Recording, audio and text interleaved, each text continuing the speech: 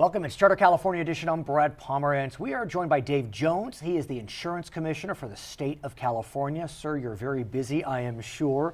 The Affordable Care Act is rolling out throughout the nation, including in California. And I want to get a sense from you, over the last few months, how do you think the ACA has done in California, and if you want, nationally? Reasonably well in California, less so nationally. Not a big surprise to hear you say that. Why, though, in your mind, has California been a bright spot? I think we've had a longer lead time. If you remember, we first started talking about this in the prior administration. When there was legislation in 2005 introduced by a Republican governor. Right. Just as Mitt Romney did in Massachusetts, our Republican governor did the same here. So we've had quite a bit of lead time. And then I also think that we've had more of a consensus around it as well. If you recall, one of the last bills that our Republican governor signed was the bill establishing Covered California, our health benefits exchange. And so let's compare Covered California to healthcare.gov. We know Covered California is obviously just a California operation. Healthcare.gov is operating for 35 jurisdictions, so different challenges. Talk to us about how they have done in comparison to each other. The federal government had a much bigger challenge on its hands when so many states opted out of creating their own exchange and instead threw it onto the federal government. So I understand perfectly the level of complexity and challenge they face. California, thankfully, we just had to focus on California. We've been doing exactly that for 3 years, working closely with each other, each of the agencies in California, the Brown administration, my administration as insurance commissioner, the Obama administration, Covered California itself, to get this up and running. And so overall, do you feel as if the numbers as we know them today are promising, or what you'd expect, are disappointing in terms of enrollment through Covered California? I think we're off to a good start, and people tend to procrastinate. And so I think as we get closer to the end of open enrollment, which by the way runs to March 31st, that is a true statement, we're going to see those numbers go up. We're certainly doing better than the federal government, although even they are beginning to move forward as well with their numbers. I want to speak with you about what we know is the Keep Your Plan debate. We all know the famous statement made by President Barack Obama that if you like your plan, you can keep it. And it would appear that he probably should have had an asterisk after that statement, because that wasn't entirely accurate, I think. You know, it's hard to know what the ACA says on Keep Your Plan. Enlighten us, sir. Well, it's very clear that there's nothing in the Affordable Care Act that required individual health insurance policies to be canceled December 31st. That's something that health insurers decided to do. And so when they ran to the legislature earlier this year to get California's legislature to pass a law mandating that, I opposed it. We were successful in preventing that. Then they ran to Covered California and convinced Covered California to put a contract provision in its contract with them requiring cancellation. I opposed that, but they went ahead and did it anyways. Requiring cancellation, what do you mean? Well, the contract between Covered California and the health insurers says that the health insurers have to cancel all of their existing health insurance policies in the individual market by December 31st. Every single one? Every single one, and nothing in the law requires that. So I thought that was a bad idea, since the president had promised Californians they could keep their health insurance and keep their doctors. Now, what Covered California had said when they agreed or disagreed with the president's request to allow the extension is that the reason these plans were canceled is because they were substandard. They didn't meet the basic requirements of the ACA, and they were junk insurance anyway. Not all these plans were junk insurance, far from it. We have very strong mandates in California law, and a large share of this insurance was good insurance, and that's why people are mad about losing it, and mad about losing their doctors, and mad about losing their hospitals, and getting a rate increase to boot. Look, we looked very carefully at all of the different arguments around this issue, and I concluded, based on our expertise at the Department of Insurance, remember we have over 100 years experience regulating this market, that it wouldn't hurt the exchange, it wouldn't hurt the market, and it would not be a bad thing to let people renew, particularly since they've been promised they should be able to renew. But what about those junk policies? If they're renewing junk policies, what then happens? Well, again, the law allowed the renewal for a year, and that's exactly what the health insurers are doing for their small business customers. They just chose to pick on their individual customers and cancel them. And if the policies were so bad, people could still elect to purchase exchange product or purchase other product outside the exchange that was better. So I'm a big believer in people being adults and being given choice. And once the president made that promise, I think we should have fulfilled it. Covered California, over my objections, decided otherwise, and in one afternoon allowed the cancellation of 1.1 million California individual policies. That wasn't necessary. So what's happening now? They're getting cancellation notices, and they're being forced to make a decision by December 31st. And mind you, they're having to decide how to meet the needs of their families 3 months earlier than the end of open enrollment, which is available to the uninsured. So the people that did the right thing and got health insurance have less time than the uninsured to get health insurance. Another reason why they should have been allowed to renew. What about the pool of folks that are applying for health insurance through Covered California? We look at the early numbers. Latino numbers are way down when compared to their population, per capita population. The young, okay, but not great. What's your sense? Well, there's no question that all of us have to redouble our effort to get out to various communities in California, including the Spanish-speaking community. They're a big part of our population, and we want them to be a big part of those that are covered and insured. You mentioned 100 years of experience regulating health insurance. That is an absolute true statement. Not me personally, by the way. Well, we know that almost. That is a true statement. Yet when you look at California's insurance laws, there is it an anachronism as it relates to what the insurance commissioner is allowed to do vis-a-vis health insurance, and juxtapose that to car insurance, auto insurance, fire insurance? Please explain. Yes, there's a big missing piece in insurance regulation in California, and it's missing from the Affordable Care Act too, and that's the absence of authority to reject excessive health insurance and HMO rate hikes. So I have that authority as commissioner. Since 1988, commissioners have had the authority with auto insurance, homeowners, property and casualty insurance under a law passed by the voters called Prop 103. We remember it We've well. saved consumers tens of billions of dollars by regulating those rates, but that law does not apply to health insurance or HMO policies, and we're going to keep seeing those rates going up even with the Affordable Care Act. And so there will be an initiative on the ballot in November of 2014, which would give the power to the insurance commissioner to regulate and veto health rate increases. That's correct. Just like auto insurance. That's correct, yes. That is a dramatic change.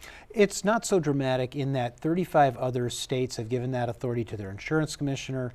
California has given that authority to the commissioner for all of these other insurance product lines. It's really quite bizarre that the insurance product that people most desperately depend on, health insurance, we don't have that authority. And yet we continue to see the rates going up, and we continue to see the companies making excessive profits. So I think we're well past the time to make that change. Now, the intent behind the Affordable Care Act, or at least to some of the proponents, would that the market would somehow, with more folks participating in insurance, there would be downward pressure on prices, and so there wouldn't need to be regulation on price increases because the market would dictate that. What's your sense of that argument? Well, in fact, we're seeing less competition, not more. We're seeing a greater consolidation of the market with the big three statewide health insurers.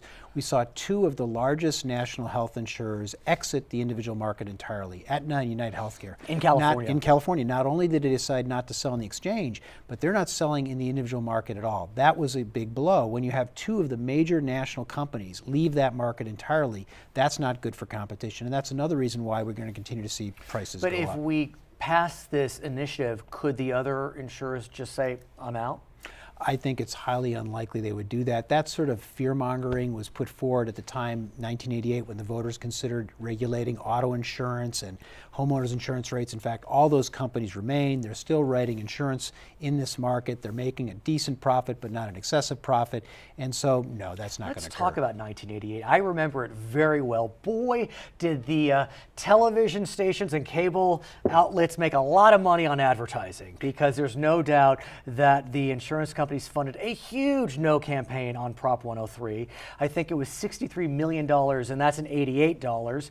What can you tell us about what you expect for this campaign? I think we expect the same thing. There's no question that the health insurers and HMOs jealously guard their ability to jack the rates up as high as they can, and so they're going to fight any effort to give consumers a fighting chance, to have public review, to have input, and to have some ability to reject these excessive rate hikes. Please come back. Let's discuss the initiative as we get closer to November. I'm Brad Pomerance. More about the ACA when we come back on Charter California Edition.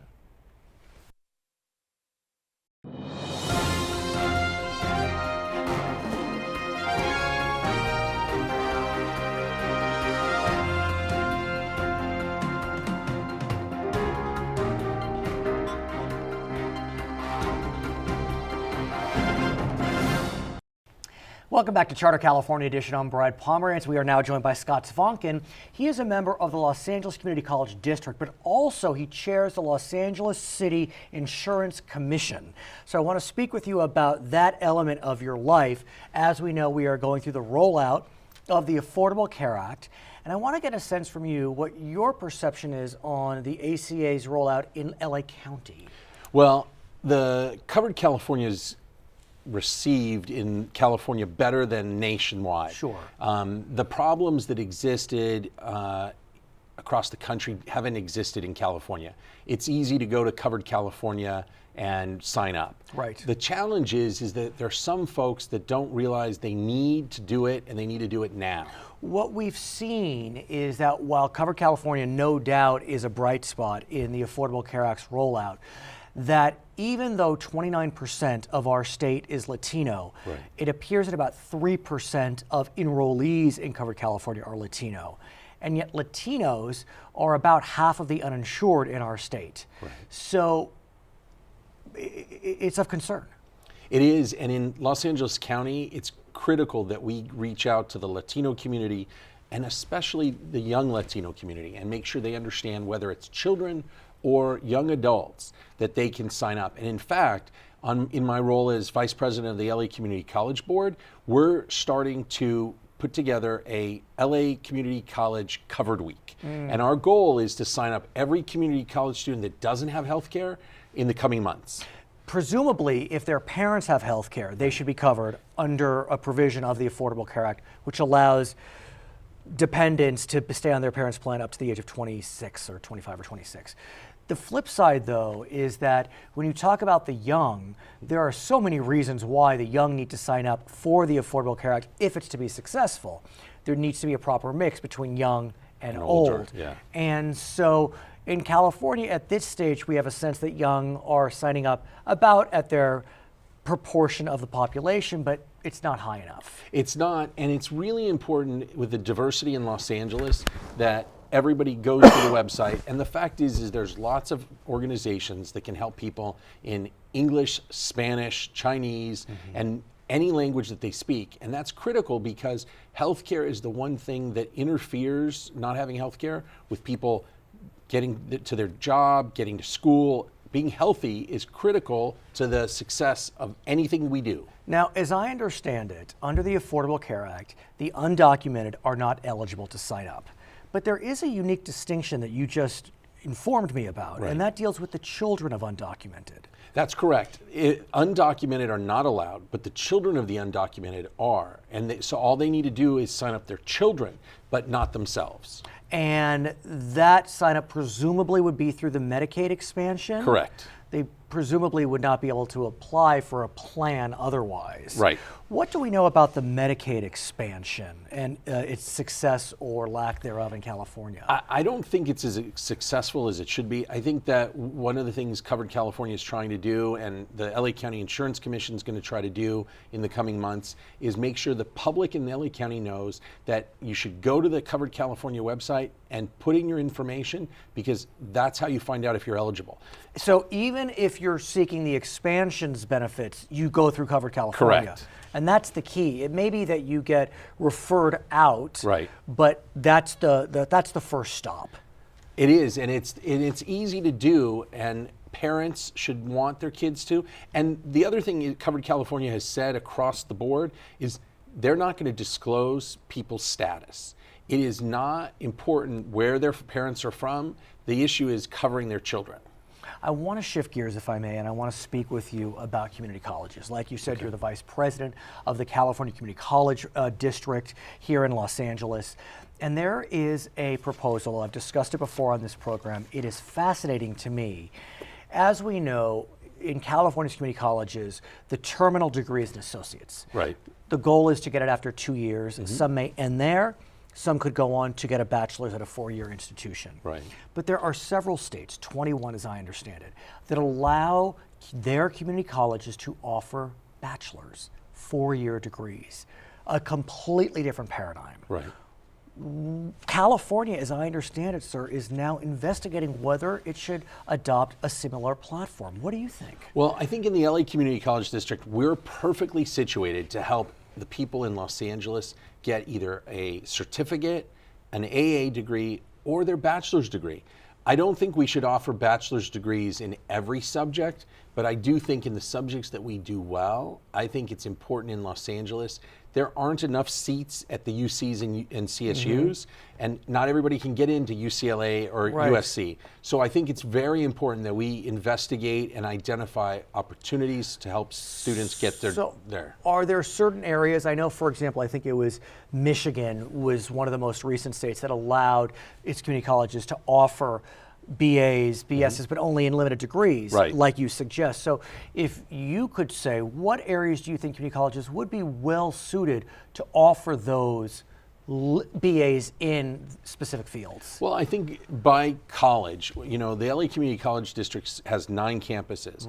And I think we should look at what the interests are of our students at each campus and design programs to work. I think it's going to take us a little bit of time, but working together with the faculty and the legislature, I think we can design programs in engineering, in English, in math, in science. Nursing? Absolutely, absolutely. We have one of the most robust nursing programs. We also have programs, we should be able to teach for Los Angeles people in anything to do with food service and hospitality. We should be able to give a bachelor's degree like they do at the University of Las Vegas, Nevada, in Cornell, hospitality. I know Cornell has one as well. That's an interesting approach. It's one that will be considered as it's being evaluated now through, I think, the California Community College Foundation, the Big Kahuna. Bryce Harris is the chair of that organization. The flip side, though, is at community colleges, PhDs are not required. I don't know that they're for sure required at CSUs, but generally speaking, college professors that are offering BAs or on the way to offer BAs are PhDs. You wouldn't see that at community colleges. Well, lots of our faculty have PhDs. But I think the thing is in my experience, whether it was at Pasadena City College or when I was at Pierce College, I was a student. I came through the system. These are faculty members that spend their lives teaching. The difference between the UCs and CSUs, a lot of them spend their time publishing and researching. I understand. I want to shift gears, if I may, and speak with you about the California state budget. As you are surely aware, we are seeing a surplus before our very eyes. It's quite stunning in many ways. I don't know how it happened, but somehow it did. There's a lot of discussion about what to do with that surplus. Rainy day funds, cutting taxes, backfilling social service programs. The governor does seem most interested in education. But does that include community colleges? Well, I think so, because the governor has recognized the importance that community colleges is the pathway to anything. And he has asked us to work with the K-12 system on adult ed, and it's time. The place that got cut the most over the last 5 years during the downturn in our economy was community colleges. He protected to a great extent the K-12. So I'm hopeful that working together with the governor, and he comes from the LA Community College District. That was his first elected office. That's right. So he sat in Have you figured out if you're in his seat? I'm not. Who's in his seat? I believe Mike Ing is in his seat. But I sometimes sit in Mike Ing's seat and get the feeling and channel the governor. And I believe the governor knows that community colleges turn people's lives around and help dreams come true. It's critical that they begin to replace the millions of dollars, hundreds of millions of dollars that we lost. The challenge, though, is even though we've seen spikes in community college fees and tuitions, it's still the cheapest in the nation. But over the last 5 years, we lost thousands of seats. Classes were cut. Now we're beginning to, this year, replace that and rebuild the system that once was the greatest in the nation. And in order for us to have the most robust education system, we have to fund community colleges. Anybody that wants a seat at a community college should be able to come, and we shouldn't have a way to not allow it. He's Scott Svonkin. I'm Brad Pomerance. Thank you so much for watching Charter California Edition. We'll be right back.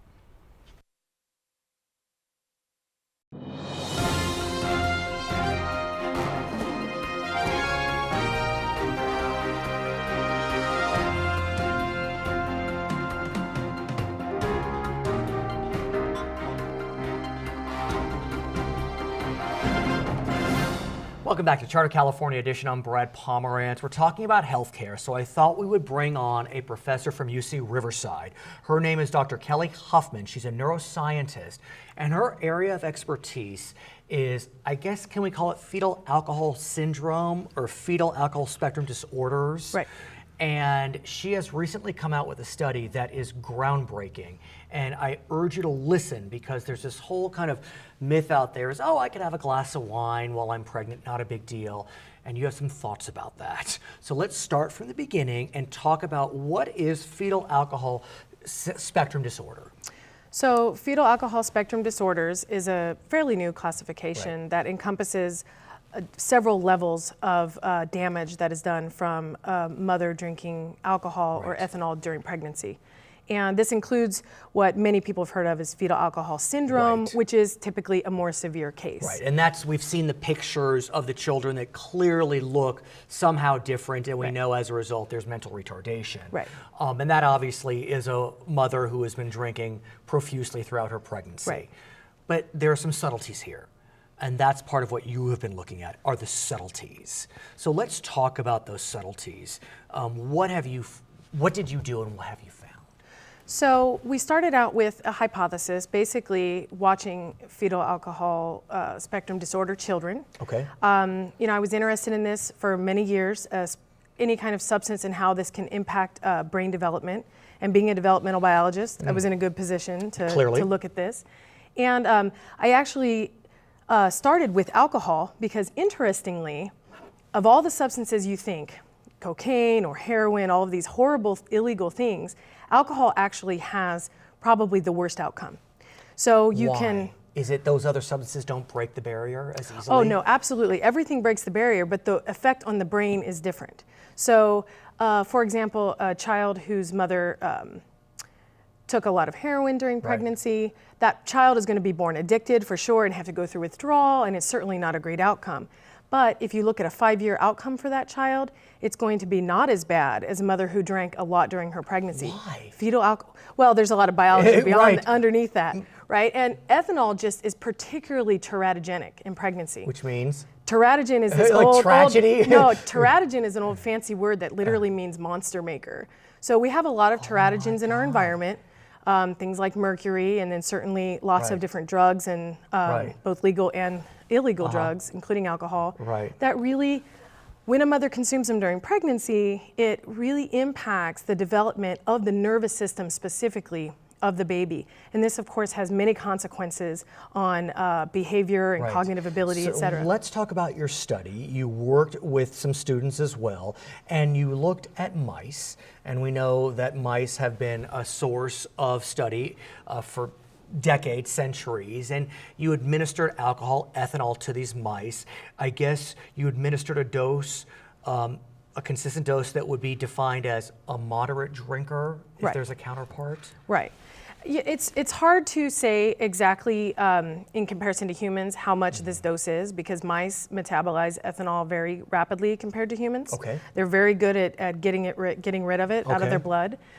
So we actually tried to do the highest dose that we could to see if we would find an effect. It's always a good way to go. But this was a dose that allowed the mother to maintain her hydration and nutrition, which was really important, and to also have live birth. So it was a dose that worked with her, and it was self-administration, so she was just given the bottle with the 25% ethanol in it, and that's what she drank throughout her entire... Was it water with mixed with water, that's right. And she drank it, that's just what she did? Yeah, and she drank it to the same extent that the control mothers drank the plain water. Right. So she still maintained her hydration. We did measures. We took a lot of measures to make sure there weren't any confounding variables like reduced nutrition or hydration. Okay. And she was fine, and she had the babies, and then we did the test on the babies. And tell us what you found.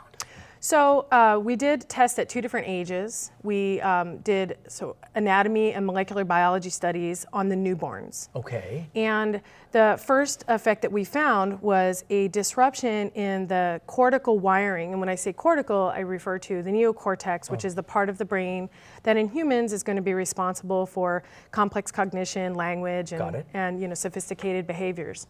And this part of the brain was basically wired abnormally from the ethanol exposure. And one thing I had done in my And work. that's new news, by the way. That is very new news. Yes. That's why I wanted to have you on the program, because we always had a sense something was going on, but we didn't know what it was. Right. Your study suggests it's specific to the wiring in the neocortex. Right. Prior to this, there is loads of information about the behavioral consequences of drinking during pregnancy Right. in humans and in animal models. We found that if you drink during pregnancy, you can have impaired children with up to mental retardation, very severe effects, or mild things like some behavioral patterns that look a little bit like ADHD, some hyperactivity, problems focusing, etc. But the underlying brain biology was not really well understood.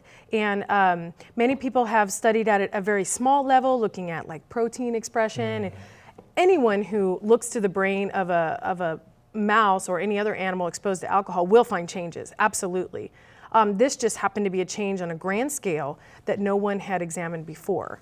And like I said, I had been someone who hadn't studied alcohol previously. I'm a neuroanatomist by trade who looks at circuits and in normal development and how genes control the patterning of these circuits in normal development. So I decided to do this model and to basically test this idea I had that the circuit was what was disrupted in fetal alcohol. And it was. And it wasn't a subtle change. It was a much more severe change than I expected, where literally the front of the cortex, which normally only projects to about the middle part of the cortex, projected all the way to the back. So we saw really a complete dysfunctional map of the wiring, the base wiring of the neocortex in these animals. And you believe this will translate or does translate to humans? Probably. I would say probably. You know, a lot of people ask me that question, how can you say a mice is a human, et cetera. Right. But mice have a neocortex just like humans. And the genes that pattern the neocortex in mice are very similar or the same as, in many cases, as the genes that pattern cortex in humans. So the basic mechanisms for how the cortex is built is the same across most mammals studied, all mammals studied. Right. And you know, we wanted to look to the genes to try to find the answer, you know, the mechanism underlying this change in wiring. Because I had done a study in UCSF in 2004 where we found that gene expression in the cortex helped guide those connections to where they're supposed to be. And indeed, we found a disruption in gene expression. So we believe the mechanism is that ethanol comes in to the developing baby and actually changes how the genes are expressed in the brain. And when that happens, the wires go to the wrong places. They're getting a bad signal for the location. And the ultimate result is, as you described, kind of imprecise motor skills, imprecise visual acuity. Right. Well, what we specifically tested then 20 days later, the gene expression and connection studies were done in newborns. 20 days later, we did do behavioral tests in those mice. And 20 days later is juvenile? It's like middle childhood. Middle childhood. You know, if I had to make a rough equivalent, I would say something like an 11-year-old, 10, 11-year-old child. That tells us where you're at. Right. And we found that they had disrupted motor function, so they were you know, not very good with their motor function. And rodents are typically very good, very coordinated. These mice were slipping and falling and things like that. And they also showed significantly increased anxiety. And both of those features are things that we see in children who have FASD. What about the mother who's like, I'm gonna have a glass of wine this week, maybe I'll have one next week? What's your sense? Well, I'm a scientist and I really go with the data. And the data suggests that even in low-dose models, you can change your baby's brain. So the question of whether or not a small dose is going to cause something like a full-blown fetal alcohol syndrome, unlikely. Probably not. But are you affecting the child? Yes. And a lot of mothers, they care about their babies, most of them, and they absolutely do not want to do anything to disrupt development. But you would argue, and don't do it. Yeah, because and they're just getting wrong information. I mean, that's why I think it's really important for us to get this out here. That's why I'm glad you came. Her name is Dr. Kelly Huffman. She's a professor at UC Riverside. I'm Brad Pomerance. We thank you so much for watching Charter California Edition.